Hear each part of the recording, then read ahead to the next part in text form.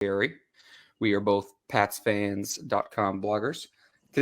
On today's episode, we're going to be talking about all the latest in the free agency moves. And Steve, we have our first prospect breakdown show of this offseason, which we're really looking forward to. We're going to talk about some quarterbacks, the running backs, the tight ends.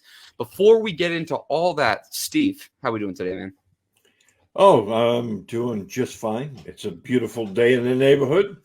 And yeah, we're getting into draft season. So, that's always a fun time.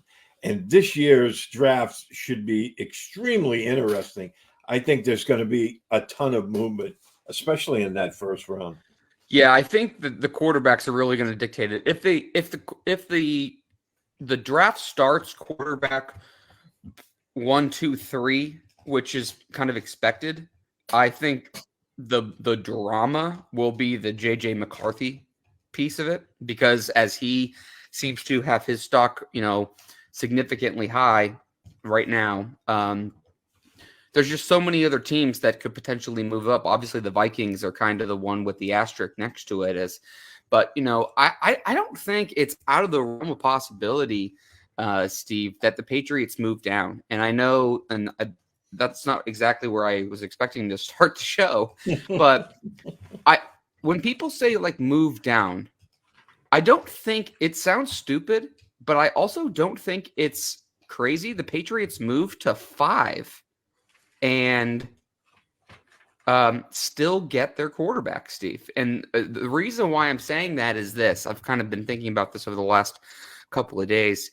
The Los Angeles Chargers they traded Keenan Allen to the Chicago Bears for a 4th-round pick. Really nice get for Chicago for their young quarterback, and Caleb Williams, who presumably will be going number 1 overall, especially after Justin Fields was traded to Pittsburgh for pennies on the dollar. But Keenan Allen's traded, Mike Williams released.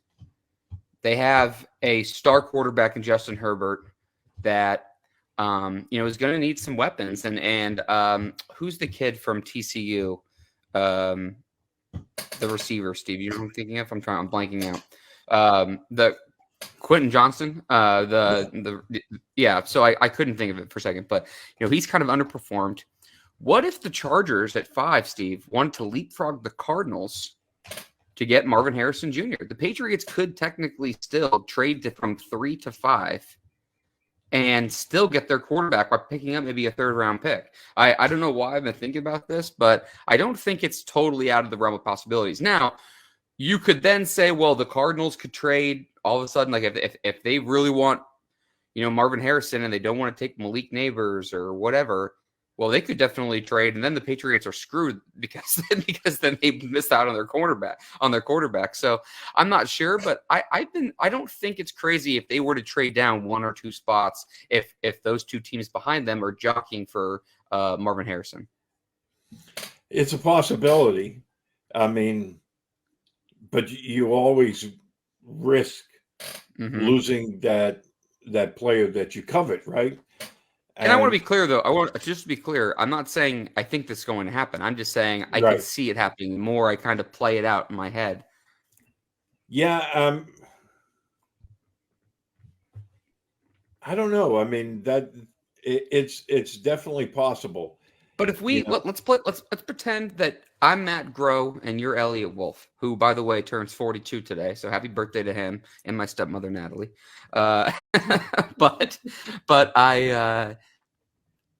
if we're the two, if we really like, let's say it's Jaden Daniels or Drake May, right? That one of the two. If we really like that, if we really like one of them as a prospect, that extra 3rd you're going to get is really not worth the risk that you're going to lose it. Now, if the Cardinals, if you could get to 4 and the Cardinals and Monty Austinfort call and say, hey, we just want to make sure that we can get this. We don't want to get leapfrogged by anybody else. We'll give you a 3rd-round pick. We'll come into you move from 3 to 4. We're taking Marvin Harrison Jr., and that way the Patriots can be assured they're not doing that. That's fine. But there's so much cat and mouse stuff, with that, Steve, that I don't know. But I mean, what would you – let me ask you this, and this is going to totally throw you for a loop, so I apologize in advance. Okay? Let's say they don't like the 3rd quarterback whoever it is. Let's say Drake May goes 2 and they just don't think Jaden Daniels is a good fit for whatever reason. And this is a total hypothetical, okay? What would you rather have them do at that point? Would you stick and pick? Would you trade down a few picks and get some extra capital? What do you think you would do? Well, if when the Patriots pick at number 3, and whatever quarterback is left at that point, they don't believe in, then I think that's when you trade down. That's where I am too. Yeah. So I mean, I wouldn't trade down. I just hope they're honest with themselves. I just hope they're honest with themselves with this evaluation, because I've been saying it for a while now. I don't want them to just take a quarterback at 3 just because they feel like there's 3 high-end quarterback prospects. And right. Just because, like, if they really like Jaden Daniels and he goes 2 and they're like, oh, Drake May could be good, but I'm not in love with him, then don't do it because you're just going to set yourself back. I'm sure Murph would love this. I would take Joe Alt over a receiver 2. So I would trade down.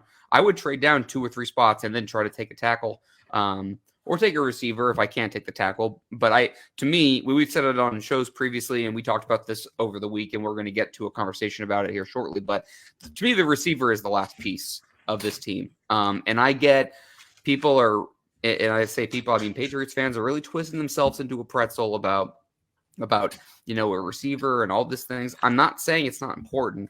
To me, I want the offense. I know the defense is going to be pretty good. Running game is going to be pretty good.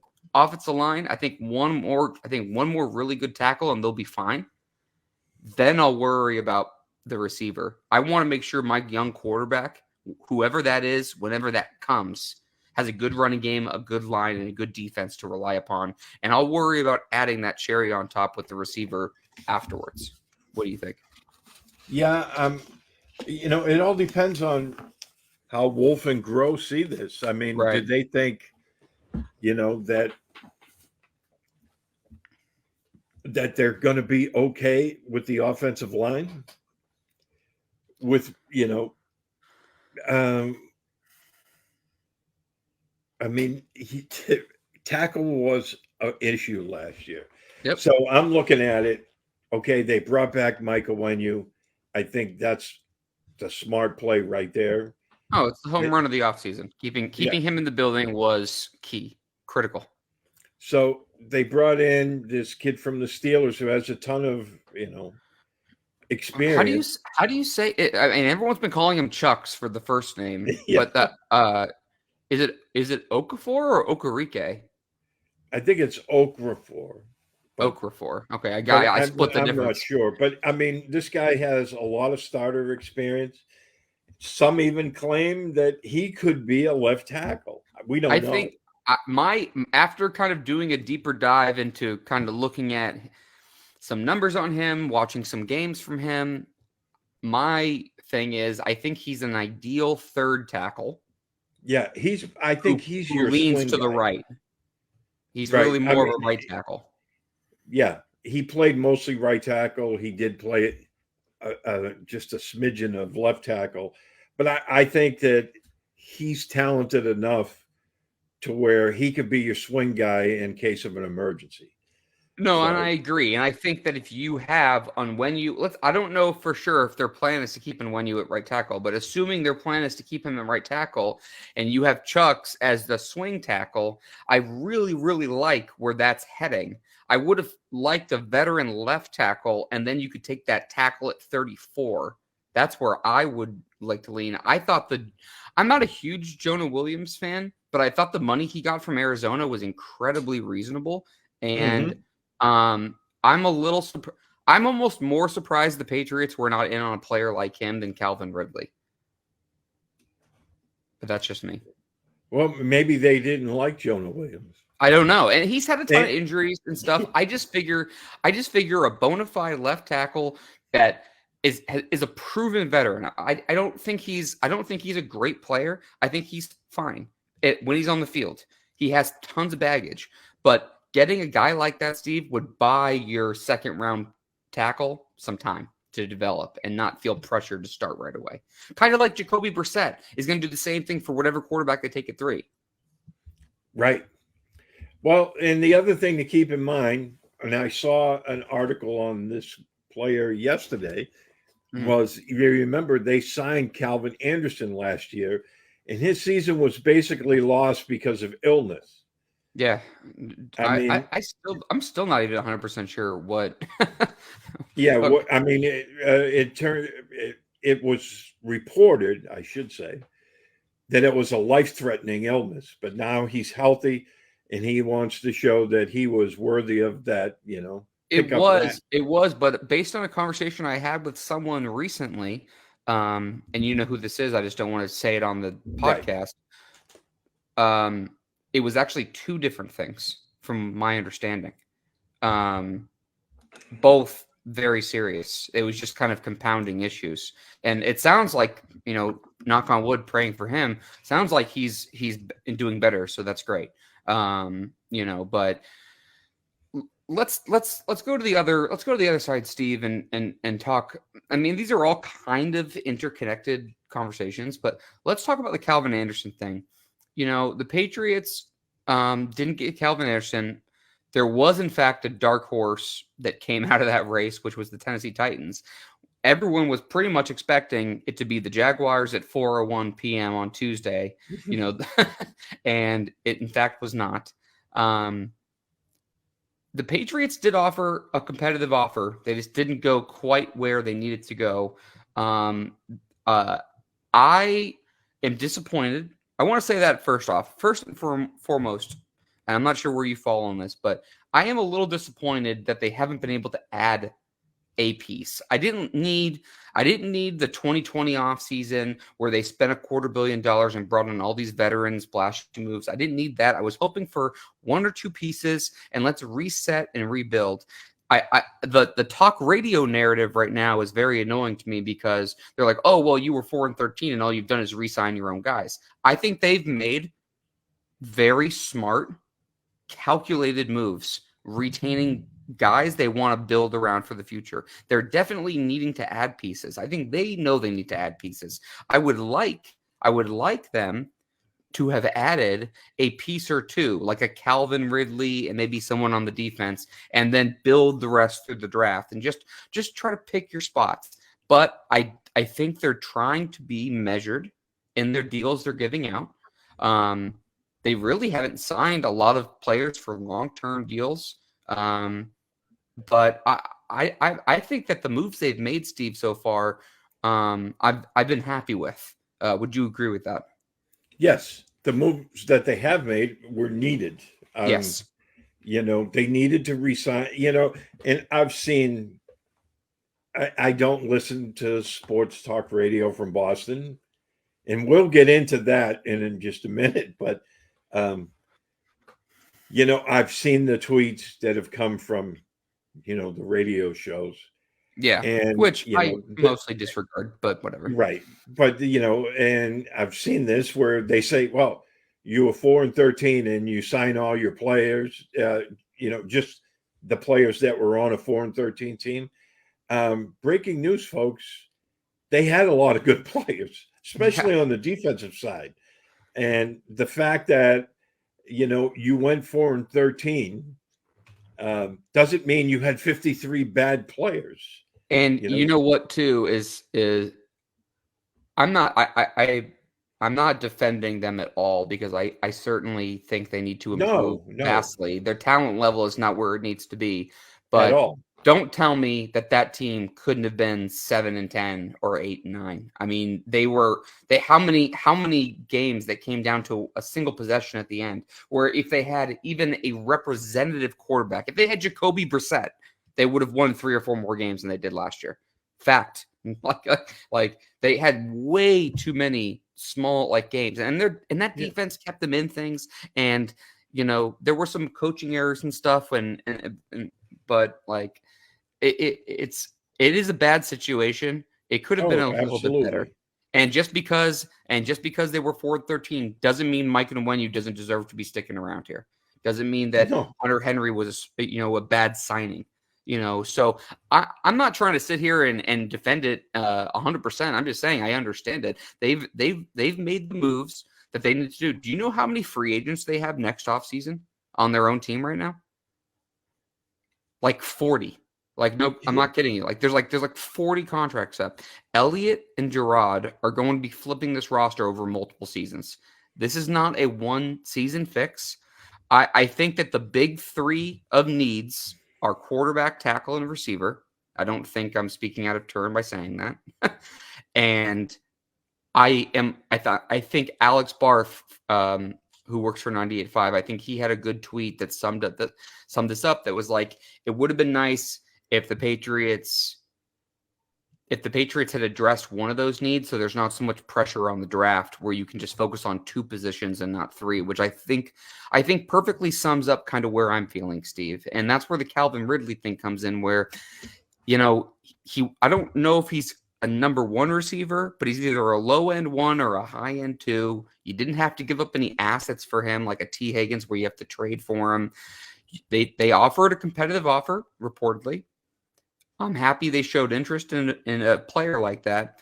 Still a little disappointing, but I'm still hoping they can address either tackle or receiver a little bit more before the draft, because going into the draft with all three of those needs so big and thinking that you're not going to trade down from 3 and stick with a quarterback, because if you were going to trade down from 3, you could address tackle and receiver. Like, you could trade down from 3, trade up from the second pick, and get 2 players in the 20s who are really rock solid that can help you at both spots. But that's not the possibility probably if you want the quarterback. So I'm hoping that one of those picks, one of those holes at tackle or receiver is addressed before the draft.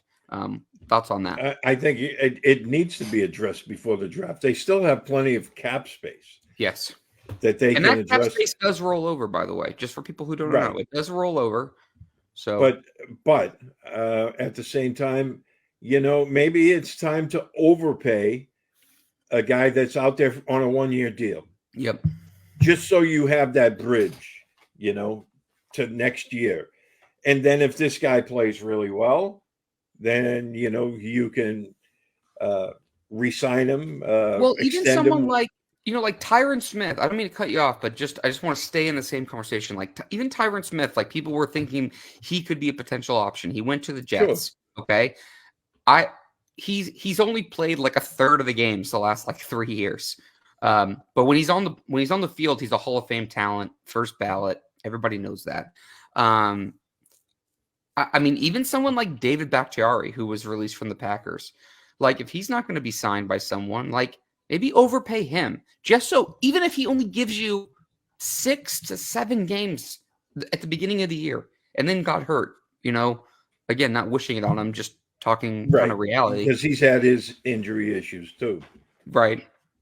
If you draft, if you draft someone in that 34 spot, Steve, it buys you time. 6-7 games gets them up to speed. Follows a veteran, they can go behind. That's the kind of move that I would like them to do. I would feel so much better, like, if they take a quarterback at 3 and they draft a left tackle, and then they sign a left tackle just to kind of buy him a little bit of time, and then they move up from the 3rd round back into the 2nd to get a receiver. I'm going to be pants off. I'm going to be calling you doing a backflip into the pool, because that's, in my mind, that's the best way for them to kind of go about where they are right now.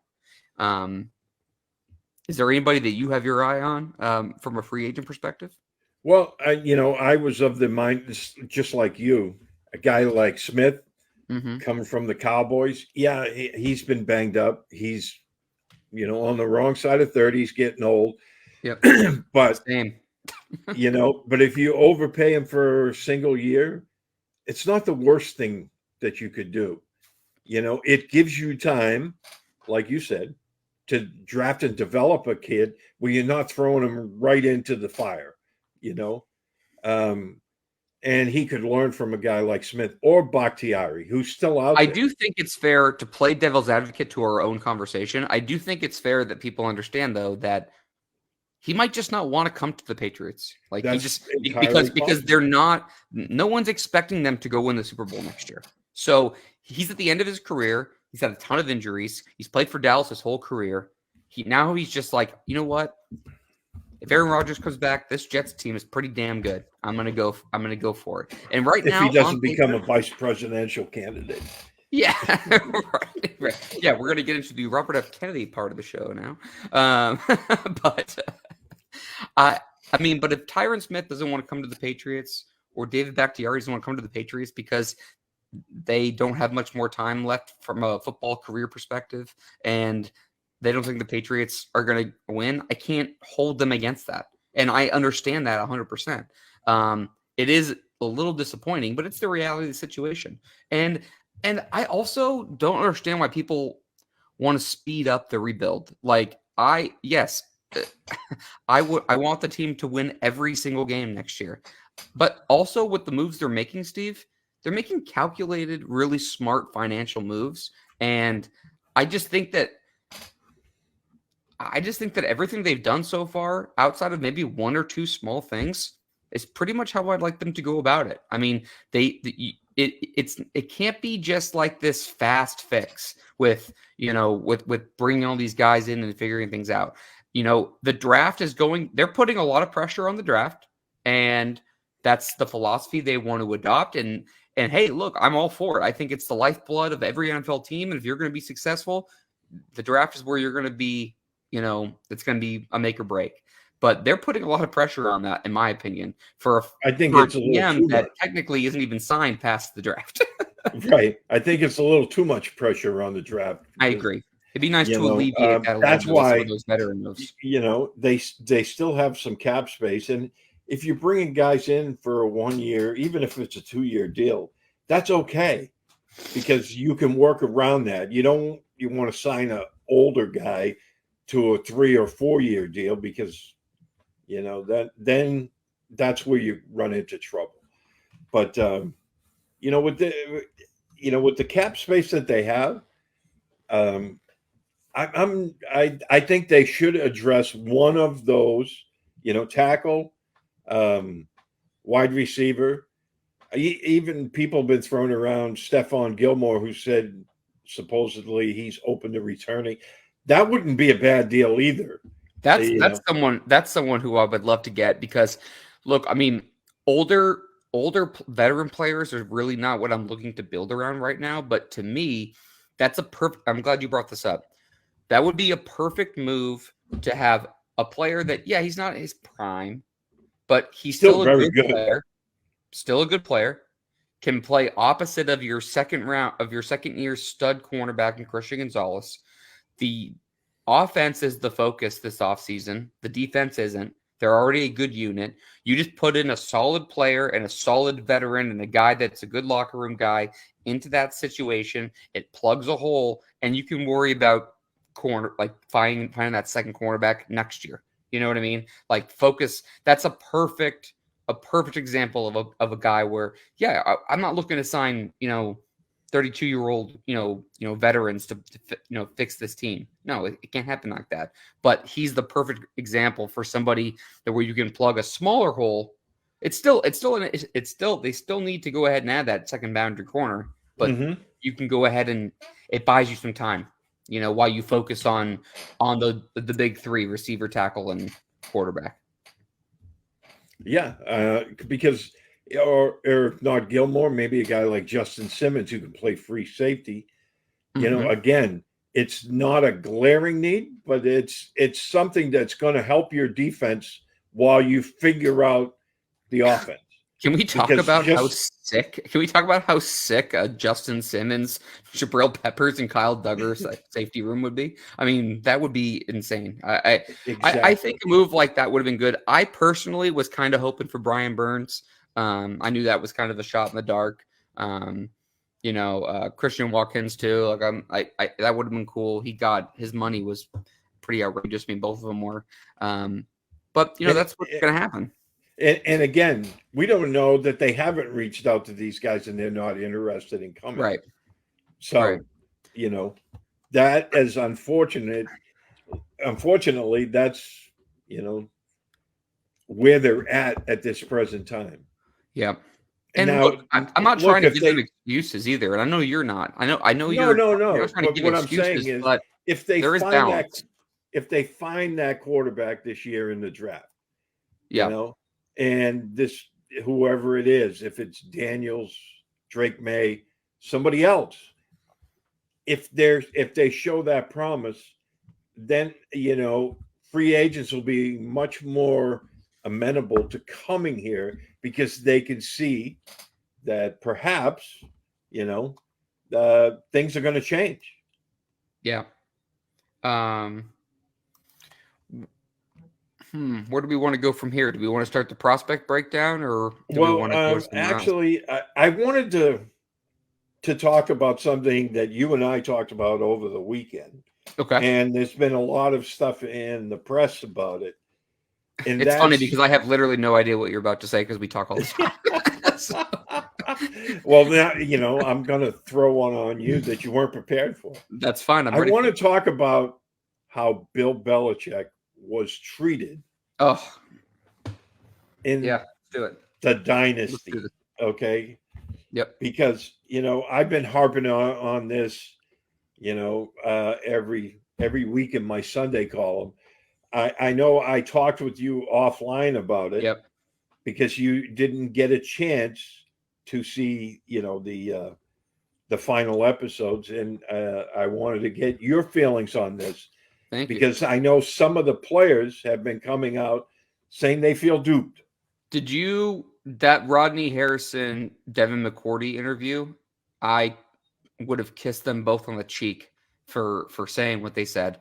Rodney was like, I was interviewed for 5 hours and they used just a few minutes, and we thought it was going to be all the positives and they took the negatives. And McCourty felt like those comments from guys who were actually in the building, who were as close as you and I have been to the team, and as much as us or as many people who are listening to the show feel about they're closer to the team, having them say that made my feelings feel vindicated, Steve. I told Russ this, Ian this, and you this. I thought that the documentary was just terrible. I mean, I think that the Crafts, I know they weren't 100% directly involved, but I'm sure there was some influence there. I think that the director, the editing that he did, slanted things that were clearly all about, like, anytime the ownership did anything, that was positive, let's go ahead and glorify that. And if anything that Bill did from a coaching standpoint that was negative, they kind of glorified that. And I thought they glossed over a lot of things that really made no sense to me. I thought the timeline was weird. I thought the Jonathan Kraft's comments about Bill in the Aaron Hernandez episode were pretty disgusting, honestly. And I just don't. I said this to you the other day, and I don't want to spend too much time on it right now, but honestly, it was like, yeah, I totally agree with that, Todd. Couldn't agree more. Honestly, Steve, it was kind of like Robert was pissed that he sided with Bill, and he felt like he should have stuck with Tom and kicked Bill out the door a few years ago. And this was like a hit piece on Bill to go ahead and be like, yeah, you did all these great things, but you screwed up so much over the last couple of years, and now we're going to really drill into you. That's kind of how it came across.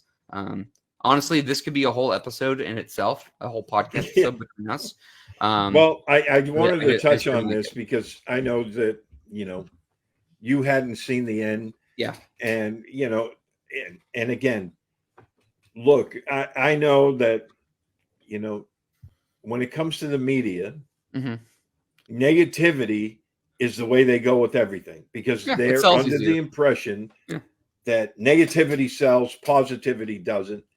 Yep. And I think, when the director was making this, he wanted to show the good versus evil, if you, in a manner of speaking, Kraft versus Bill.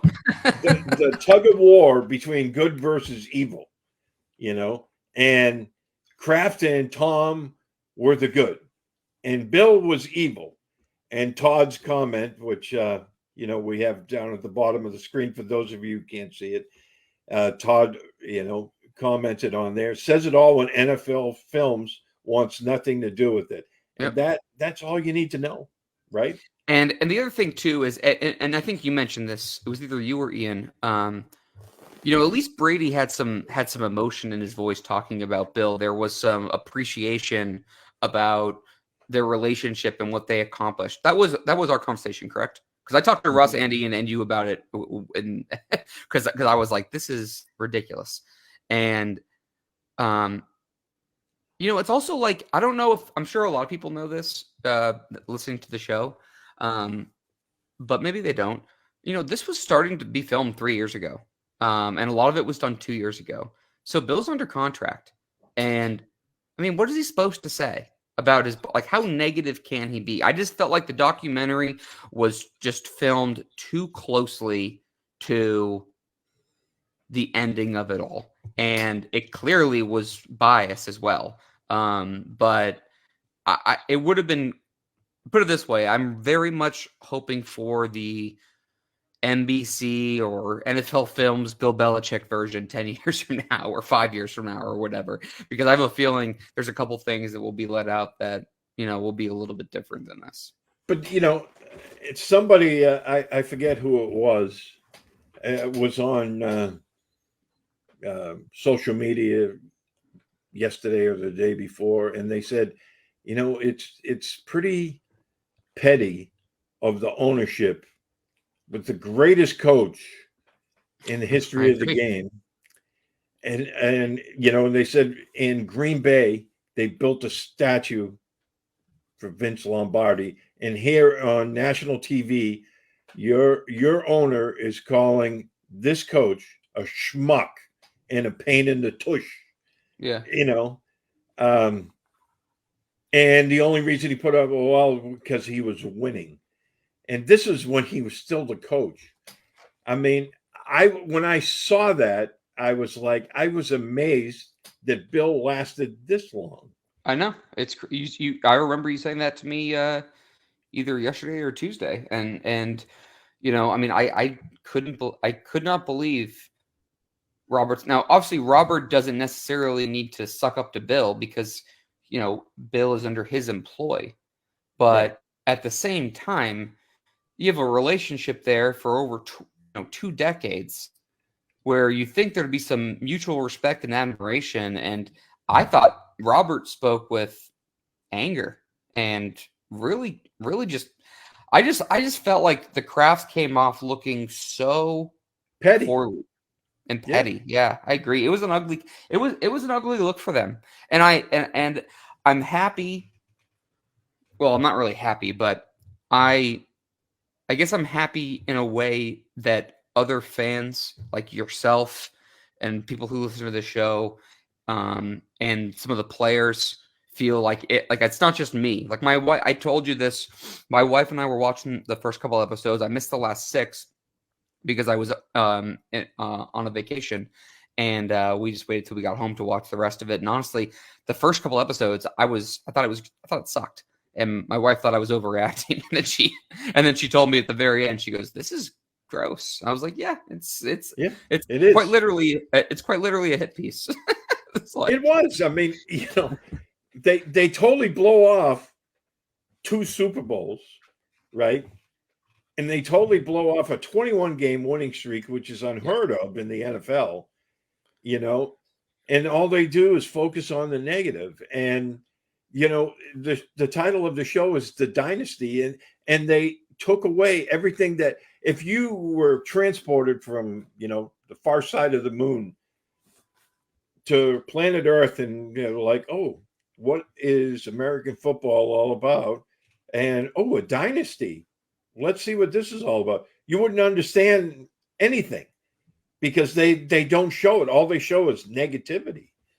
And, it's craziness, but I thought it was very, very unfair to Bill. Mm-hmm. And it kind of hammers home why Bill didn't like talking to the media, because they painted him as like the Darth Vader, of the Patriots dynasty, and everything that went right,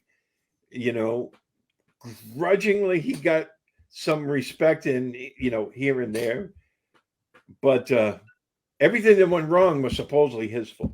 And I thought I'll share this bad. I'll share this quick anecdote, and then I think we could take a break and get into our prospects, because, like I said, this conversation could take a whole episode, and deservedly so. And I'm sure we'll touch on it at some point again.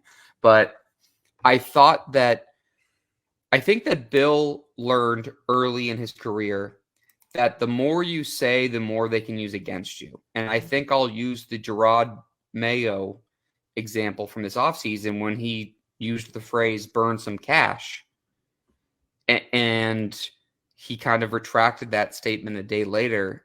I think he realized, well, I mean, I'm sure the Crafts pointed out to him, or somebody, somebody in the front office was like, hey, this is only going to make you probably look worse or whatever. You know what I mean? Like, I just feel like they could just use more of that kind of stuff against you. And I think, and honestly, I've been surprised and a little disappointed with how much they've spent. And part of it is because of my own expectation, because I've been saying for months that I thought for sure they were going to go wild this offseason, because they want to make sure that Gerard has every little bit to succeed after moving on from Bill. But more or less, like, I also think, that phrase burning some cash got people excited. And then when you lose out to Calvin Ridley for $2 million a year or whatever it is, people are a little bummed, so I just think that there are some parallels there, and Bill realized that, and he didn't do it because he wanted to be, a dickhead, excuse my language, but like, he didn't do it just to be mean. I think he did it because, we've seen him be jovial and light up when he talks about the history of the game, when he's on the NFL Films top 100 players of all time, like, where he was winning awards for his analysis. I mean, he's great behind a microphone. I would love to see him get in a booth and talk about it. I mean, he's going to forget more football than I'll ever know, but I just think that he had to protect himself, and he realized that early on that he had to go about it that way. I totally agree with that. So enough of that right now. Let's take a break for podcast purposes. We'll be right back, and then we're going to get into our prospects. All right, Steve. We got quarterbacks, running backs, tight ends. Exciting group. We're going to do receivers and offensive linemen next week, which I'm looking forward to. Then we're going to do the front seven and the secondary of the defense. So the next couple of weeks, we're going to be spending about half the show doing those things. Obviously, Steve, let's start with the quarterbacks. I don't want to – this is going to sound stupid. I don't want to spend all day on the quarterbacks, because we've already talked about these quarterbacks quite a bit, and everybody's more familiar with them. Obviously, we think it's the biggest need on the team. There's a very strong possibility that a quarterback goes 3 overall to the Patriots, and it will probably be either Jaden Daniels or Drake May. Let's talk about Caleb Williams, though. Caleb Williams too. I mean, do you have a favorite among the 3? Who do you like the most for New England? Yeah, I think of the top 3, Caleb Williams is mentioned first for obvious reasons. Yep. He has that huge big playability, Mm-hmm. I don't see want the superstar potential with him. That, like, it's unfair to compare him to Patrick Mahomes, but his playing style and that big playability, you can see those things, and it's unfair, and it's unfair to him a little bit, but I mean, you can see it, like you said, he just is a little bit different than everybody else. Yeah, but for the Patriots, I think Drake May. I've been on Drake May since the fall, and yep. I just like him. I think he'd be a perfect fit. He's not perfect. He has things that needs to be worked on, but at the same time, he's that big physical kid. He can make plays with his feet, but he's not looking to run first. He's looking to throw the ball down the field. He has a cannon for an arm, which will bode well for bad weather games in New England. Yeah, I like Drake May's. I think Drake May has some concerns, which I'll talk about in a second. But I think I like him the most for the Patriots of all 3 quarterbacks. I honestly, one of the things that I don't know, so I don't want to hold him against him. One of the things that scares me about Caleb Williams the most is he seems like a little bit more high maintenance than the other two guys. And there's been some reports that apparently he has shot down that he only wants to play for a certain few teams. And I just don't really care for that. I mean, I don't care about the crying stuff in the stands or anything like that. Like these guys are young kids still. They're still growing into adults. Like I don't need them to be 100% polished or whatever, but I don't really care for some of this side stuff that I've heard. Now, again, he's publicly shot these things down, but I don't think all these national writers are just throwing some of these things out just to vilify the kid. I think they're coming from somewhere, and I question that. I like Jaden Daniels, Steve. His release is incredibly fast, a great athlete. Honestly, I'm worried about, and maybe you tell me if you think this is stupid. Honestly, I think Jaden Daniels, the way he plays scares me a little bit just with the New England weather, where I think that it's going to be, there's going to be a couple games where it's going to be slippery. You're not going to be able to run. You got to be able to throw. Look, he's not as good of a runner as Lamar Jackson, but he's fast. He's past him where Lamar was coming out of college from a throwing standpoint. And there's a lot of great things about his game. I mean, the thing I love about Jaden Daniels is he's improved every year. I mean, yeah. I hated him at Arizona State. I am biased, but I didn't like him at Arizona State. But I think he's gotten better, and he went to the SEC and he got better, and I think there's a lot to like. But I just think Drake May has that. Again, you can draw some parallels to Josh Allen, but they are a little different. But Drake May has the size and the build. He's also athletic and has a ridiculous arm. I just kind of like his makeup more for the Patriots, Steve.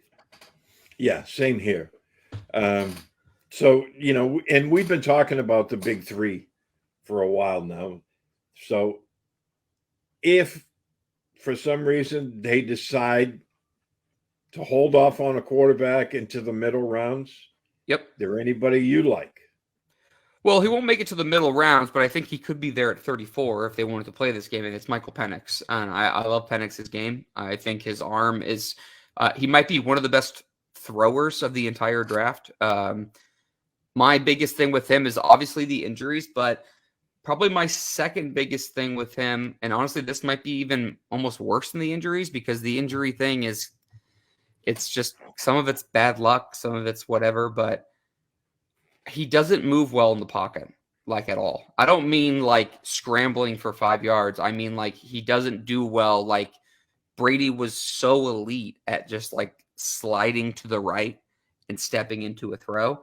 I think Penix really doesn't do that well. And with him being not mobile on top of that and the injuries, those things scare me. But his leadership, his mental makeup, everything you hear about him, his arm talent, I would take a risk on Michael Penix a little bit. If they don't love a quarterback at 3, I'd have no problem with them. I'm sure people will disagree with me, but I'd have no problem with them trading down from 3 a couple spots and adding some more draft ammo. And I'd have no problem taking someone like Joe Alt and then taking Michael Penix and just rolling the dice with them, because it's a second round pick. It's not top 3 overall. You can take that risk there if you want to. Who do you like in the? I know that's not really a middle round or late round guy, Steve, but I mean, who do you? Get your eye later on. There's 2 guys. One might go a lot earlier than the other, but Joe Milton. Yeah, Tennessee, sure. Big arm, but he spent 6 years in college, and he was really only a full-time starter last year. So for a guy who's had so much time there, he doesn't have a lot of real big game experience just, a year ago. Yeah. But Joe Milton, I mean, his arm strength is insane. His biggest issue is consistency and placement. I mean, I remember, I think it was Alex Barth, speaking of him from earlier, but I think he had a funny saying, I want to say, that was If you need Joe Milton to throw at 85 yards, he can throw at 85 yards. If you need him to throw 5 yards, he'll throw at 85 yards. Yeah, that's the thing with him. I mean, there's nobody that can air it out. I think he has the strongest arm in the entire quarterback class. Yeah, no, I mean, it's insane. But I mean, I've watched a lot of Tennessee games, and it's just so inconsistent. I mean, look, hey, if they want to double dip at quarterback, or for some reason they don't take a quarterback early, I'd have no problem just taking him, just take him on the talent, alone. I just don't think it'll work. But he's certainly has a ton of clay. Yeah, he's going to need a lot of time. He's going to need some time. By the way, the Patriots and former Falcons and Chargers safety Jalen Hawkins just agreed to a 1-year deal. Let's see here. Career games for Jalen Hawkins: 58 games, 25 starts, 135 tackles, 4 interceptions, forced fumble. He's 26. He was a 4th-round draft pick out of Cal for the Falcons in 2020, and he'll be behind Jabril Peppers, Kyle Duggar, Marty Mapu, and Joshua Bledsoe. So he has some special teams ability as well. So certainly not a lock to make the team, but that was certainly the big piece that we were hoping they were going to add. So yeah. I'm not. That was mean to Jalen Hawkins for no reason. Probably a nice guy. But anyway, I wanted to share that. But yeah, another middle round quarterback, maybe. And I have to always give love to my South Carolina. Here we go. Now I knew this was coming. Yeah, I'm waiting for Xavier Legette next week. Yeah, Spencer Rattler. Yep. Give me your honest take on Spencer Rattler, because I have my own kind of opinion. I'm kind of curious where we align on this. Well, I mean, with I got my notes over here. He's one of those really hot and cold guys. Yeah. Because if you want to show a highlight film of all of his great plays, you'd be looking at it saying, why isn't this guy going in the first round? Yep. But then there's the other plays. Mm-hmm. And you're this guy's an undrafted free agent. He's just too Jekyll and Hyde for me, Steve. Yeah. Similar to Joe Milton, but very different. The consistency is just not there. I would roll the dice and take him in the middle rounds. I would have no problem if they did that, but I would have a problem if they did that if they didn't take a quarterback high. Like if they want to do the RG3 Kirk Cousins thing where they're going to double dip and take 2 young quarterbacks, then so be it. I just, like you said, I think your bias didn't blindfold you there. I think you summed it up really well. I think if you look at only his great plays, he's a first rounder. You look at his other plays and you scratch your head. You're like, is this even the same guy that I was just watching a couple plays ago? It's just, he's very frustrating. If it's coaching that he needs, because he obviously has the talent to make those really highlight, plays, but there's too many of the other ones as well.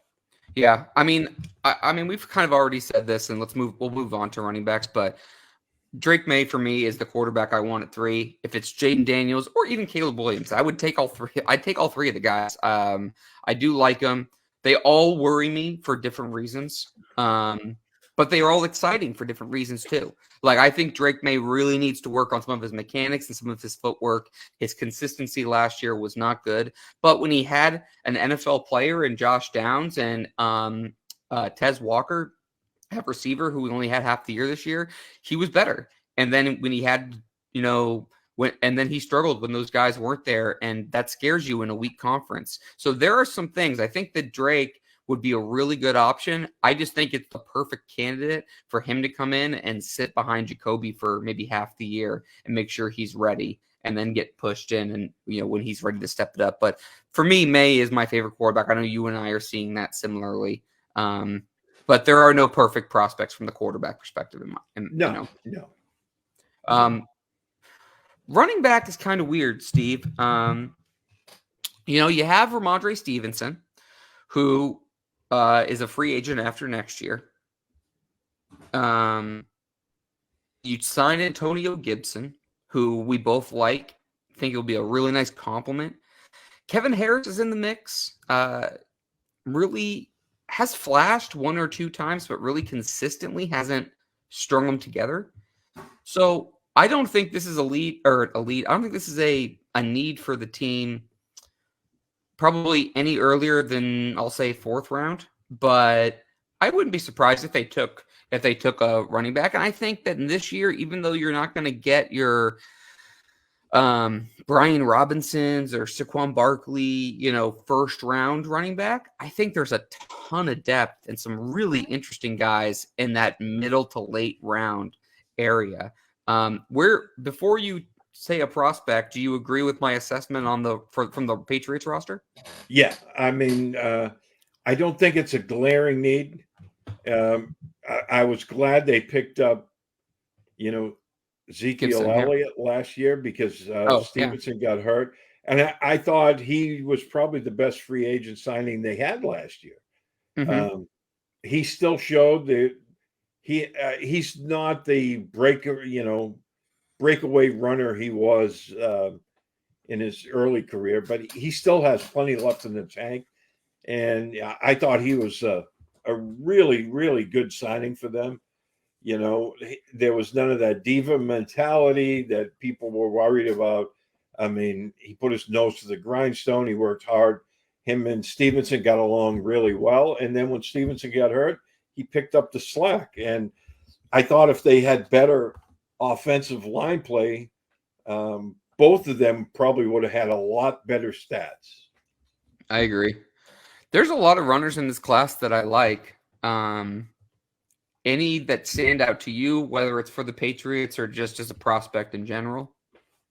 Well, there's 2 guys that I think could be 3rd or 4th round.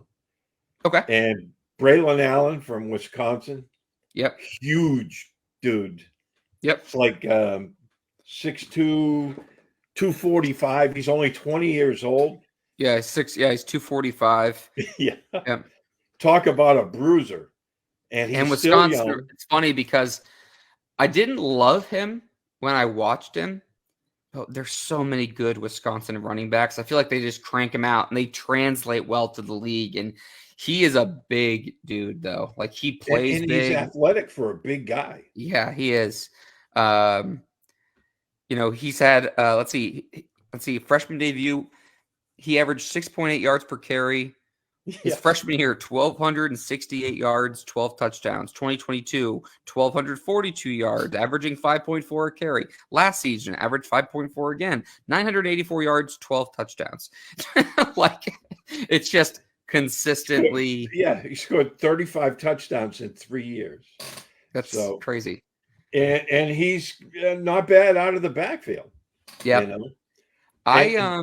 I really liked the Tennessee running back, Jalen Wright. The Texas running back, why am I blanking on his name? Jordan Brooks is really interesting. He's coming off an injury. I think he could be a really cool Patriots fit if they don't plan on keeping Ramondre. And you want to just kind of redshirt him coming off that ACL and then kind of work him in next year. But even even the Louisville running back, Jawar Jordan, I thought was fascinating. Really can explode like once he gets past the linebacker and just really kind of rip it up. The hardest thing for me about evaluating these guys right now, Steve, if they're going to be from a pure Patriots fit, I just don't know what they want to do with Ramondre. I'm hoping they're going to keep him. But and I would feel better about my evaluation from a pure Patriots fit if I knew what his future was beyond this season. Yeah. Well, I was just looking at guys who fit right, I think would fit right now. Yep. Another guy, now he's not overly flashy, but he does everything well.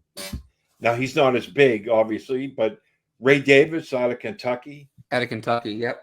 Yep. He's very polished for, a guy coming out of school. He's actually an older running back. He's 24. So, but he doesn't do anything great, but he does everything well. And he's got really good hands coming out of the backfield. He can run between the tackles. Again, we're looking at a guy in the mid round. I think he would be a nice fit. Go ahead. Sorry. No, I just think, he shows that versatility. He can work in the passing game. He can work in the running game, and again, I mean, his last year, he averaged like 5.7 yards a carry, and he caught 35 passes, I believe it was 33 passes. So the last guy I feel like I want to mention is Marshawn Lloyd, the running back from USC. Yeah. I thought that Caleb Williams really had to carry that team on his back. His defense really let him down in some games. His offensive line was really weak. Brandon Rice, the receiver, I really like, who we'll talk about next week when we get into receivers. But Marshawn Lloyd, I felt like, was the only other player besides Rice that really did anything for Caleb Williams. I thought I liked the way he kind of kept his feet moving after contact, and he was kind of a downhill runner. But I think he would be a great, if they wanted to do what they did with Stevenson and Elliott, but pair them together, like, I think they would complement each other well like that. I really like Lloyd's game. I just like the way he runs. I think he'll be a better I think he'll be a better pro athlete than a college professional. Yeah, he's one of those guys that every time he touches the ball, you kind of lean forward in your seat, because he can score, pretty much every time he touches the ball. Right. He's got that electricity. Not a big guy, but he's just electric. And I wouldn't mind him either. In the middle rounds. I'm not saying they're going to take a running back early, but I think he'd be a really good one. I think that there'll be a running. There's a lot of these. Like I said, I don't really love any of these guys, but I like a lot of them. Yeah. And I have a lot of confidence in the fact that they're going to find a running back. There's going to be a running back there in the 4th or 5th round that could contribute right away. That's just where the depth of this class is, in my opinion. I do like Blake Cora, and I do like Trey Benson and some of the higher guys. To me, I think that you could get a similar player for better value later, and the Patriots just don't have the need to take somebody high. Like, if Blake Corum doesn't go in the 3rd round to the Chargers and play for his college head coach, then after they let Austin Eckler walk to the Commanders, I will be shocked. Okay, so you're of the same mind. I was thinking the same thing. There's no way he gets by Harbaugh. No, I just don't think. I think that I don't think it'll happen for the 3rd round. But I'm telling you right now, and we'll circle back on this. If they don't trade up in the 3rd round just to make sure they can get that guy, or maybe they'll just take him early, because the 3rd round, I mean, he's still going to be like a top 75, 80 player. I don't think he'll go before that. I just think that it's just too deep at other. I think it's too deep at other positions, and honestly, this is something that I don't want to spend a lot of time on because we have to do tight ends, and it's almost been an hour already. But I think that the league told you meaning the collective fan base of the NFL, I think the league told all the fans what they thought about this incoming draft class, with how much money veteran running backs got and how quickly they came off the market. I think that they look at a lot of these guys in a similar light that we do. Well, we like them, but we're going to take them on day 3. We're not going to you're not plugging and playing right away. We haven't seen a running back veteran musical chairs session like we saw this offseason in a long time. And I think it's an indication a little bit of the draft class, and knowing that some of these guys are going to need a little bit more time to kind of contribute right away. Any thoughts on that? I hadn't thought about that, but that's a good point. Yeah. I mean, I guess I'm not saying it like it's 100% fact. That's my perception of it. When we talk about this running back class, that's not crazy deep or, anything that's going to be really one, there might be, there's 2 always or 3 running backs that go day 2 in this class. Might be.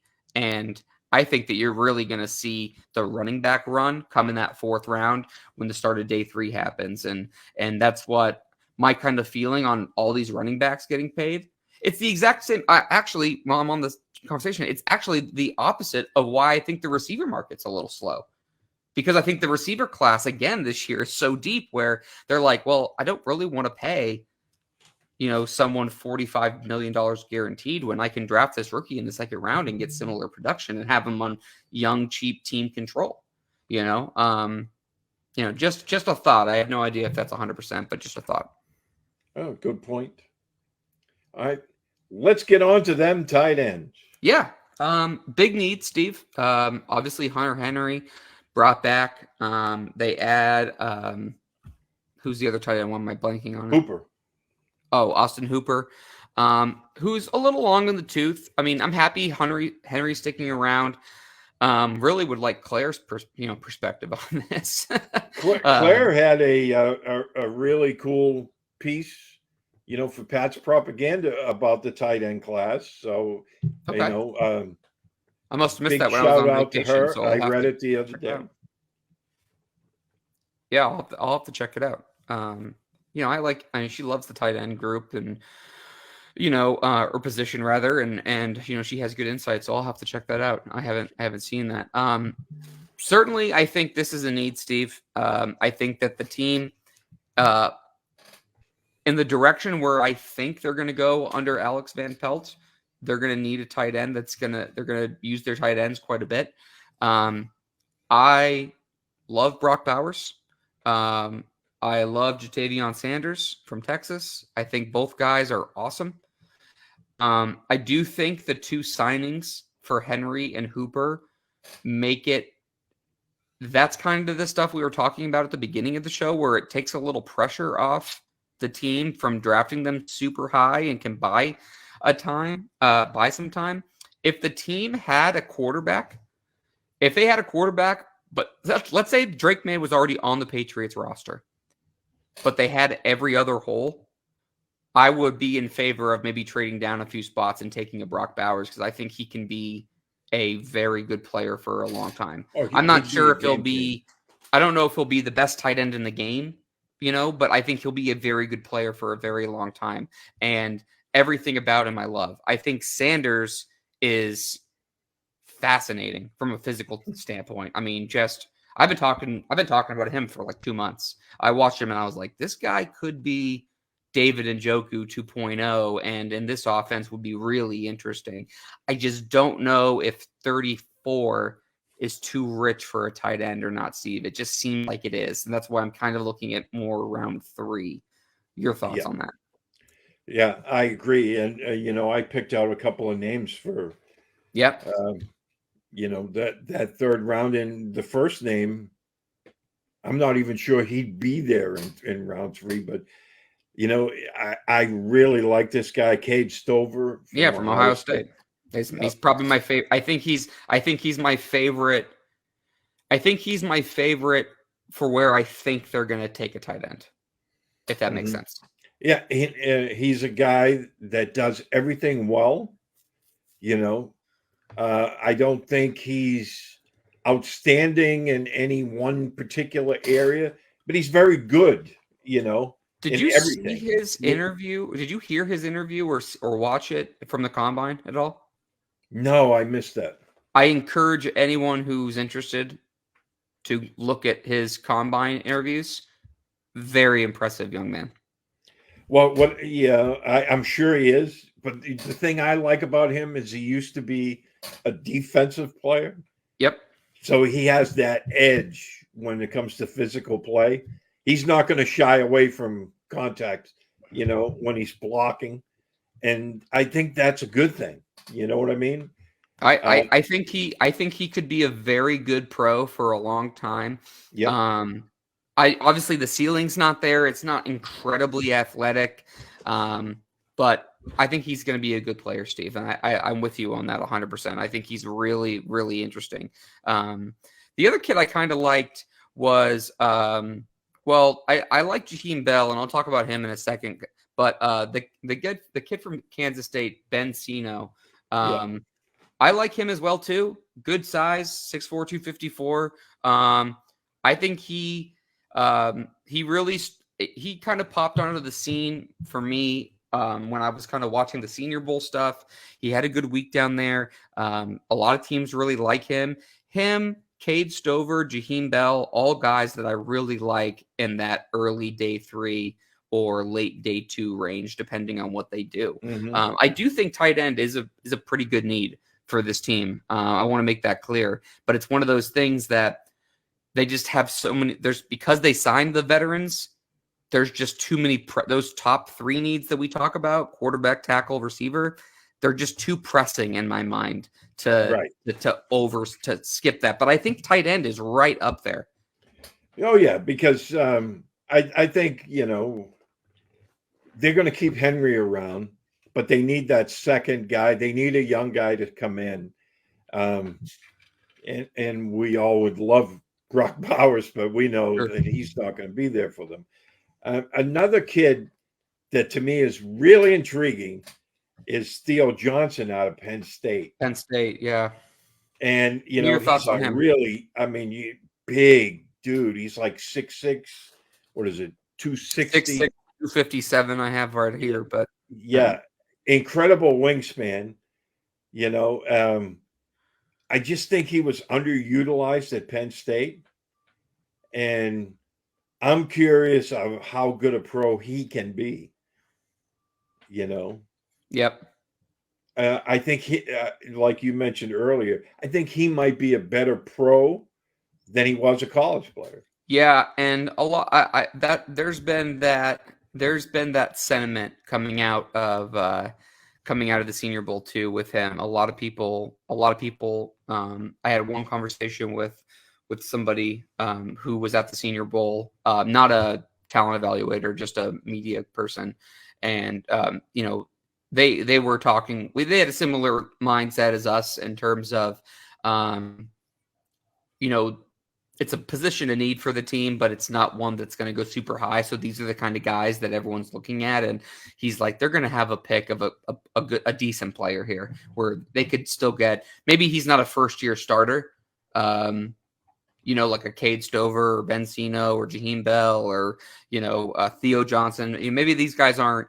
Maybe these guys aren't day 1 starters, but maybe they get a couple of snaps in like the Pharaoh Brown mold this first year, and then they can take over for like an Austin Hooper in year 2 or something. Right, and again, the tight end doesn't have to be a year 1 starter. Right. They brought back Henry, they brought in Hooper, so this guy isn't under the pressure. Hey, look. We need you out there catching 40 passes this year. That's not going to be an issue if it takes a while for the guy to catch on. That's why, a guy like Johnson or, maybe one of the other guys, that will be a good situation for him. But, I do believe the tight end is a need. It's not as pressing as the other ones, as you said, but it's still a need. They need to get younger, more athletic there. But and I think I did mention this already, but I do think it's worth noting. I think that if Alex Van Pelt is going to try to run a similar offense or have some degrees of that Stefanski scheme that he came out of, tight end is important. I was pretty surprised Pharaoh Brown wasn't retained, by the way. He really didn't get a lot of money. Maybe they just want to go in a different direction. Maybe they felt like Hooper has some, obviously with his time, they played 2 seasons together, him and Van Pelt, so there's some familiarity there. Henry's a guy that they really like in the building. He's a good pro. Maybe it's just one of those things where they felt like their third spot was going to go to a rookie, and they just felt like Pharaoh Brown would probably be, I don't want to say wasted money, but it just wouldn't make any sense if they weren't planning on keeping him, if they were planning on drafting a tight end. Yeah, maybe they just felt like what they're going to do or what they're going to try to do is he's not a great fit for that. Right. Let me ask you this, and let's end on this because we were going pretty long. But after the top 3 needs, quarterback, tackle, receiver, is it too much to ask you what are the next 2 or 3 needs that you look at? And if you want me to answer first, I'm putting you on the spot. That's fine. No, I'll go. I think, those are the big 3 as you said. Yep. Offensively, they need that, and I think the offense, if they can fill those needs, the offense will be much better this year. Agreed. But then looking at it from a team perspective, like I mentioned, Stephon Gilmore, having that other boundary cornerback will help your defense so much more, because now it frees Jonathan Jones to go back to that slot here, and that's why I'd put tight end at 4, and I'd put cornerback at 5. And then I'd probably add one more edge rusher. I'd feel a little bit better about an edge player. But I think tight end and corner are right after those top 3. They brought back Uche. Matthew Judon's coming back. Yep. And Keon White, he's still there too. Yeah, people are forgetting about Keon White. Shit, I think I even forgot about Keon White. Oh, sorry, Miguel. I apologize. Put it in the jar. I will. I'm sorry. I even feel like I forget about Keon White sometimes. And what's really funny, some of the deals that the team are getting these players on, like Jennings. I mean, his deal is like $12 million, but could basically double the 24. There's a ton of incentives in some of these team deals that they're getting. I think the deals have been very team friendly. So I don't know. I mean, I'm happy they've retained a lot of these guys. I didn't really care if Uche came back or not. I love him. I love it at the fact that he came back on such low money, and I'm hoping for his sake and for our sake, because we want him to have a big year, just because it will help the team. But I'm hoping for his sake, he goes ahead and has a really big year, because I think he could get a lot of money on the market coming off a big year. I'm still shocked. His deal is the most surprising one to me so far, Steve. I did not. Yeah, and there was a lot of money for him elsewhere. Yeah, I mean, he left $8 million on the table. Yeah, and he bet on himself. Yeah, which I love that. I mean, no, I do too. It shows that the guy believes that he's capable, and he's not just chasing a dollar, and that he wants to play for Gerard, which which I don't think should be understated. I mean, I know we talked about this a little bit last week. You and I had an off-air conversation. I spoke to a player who was super fired up about playing for Gerard. He's like, you have no idea. Like, he is the kind of guy that everyone in that locker room is going to want to run through a brick wall for. And I love hearing that. I'm excited. I'm excited to see that. Not that guys didn't care about Bill, but I think Gerard just he relates to the players really, really well, because he was a player not that long ago, and there was a prospect, I can't remember which one, who was a first round top 10 player who was just saying this. I can't remember, like last week, saying that talking to Gerard was like talking to just like one of the guys. Like, it was really cool. I think it was Penix or Daniels. It was one of those two. And I thought that was cool. I mean, people are consensusly saying that, that the same things, and that should be exciting as Patriots, if you're a Patriots fan. Yeah, absolutely. So we'll have to see. Yeah. Any final thoughts, Steve? Well, real quick, I know we ran overtime today. I just think, the quarterbacks, running backs, tight ends, it's going to be a fascinating draft for these guys, because there's so many good ones, that are involved in this. And the draft, as we all know, it's not an exact science.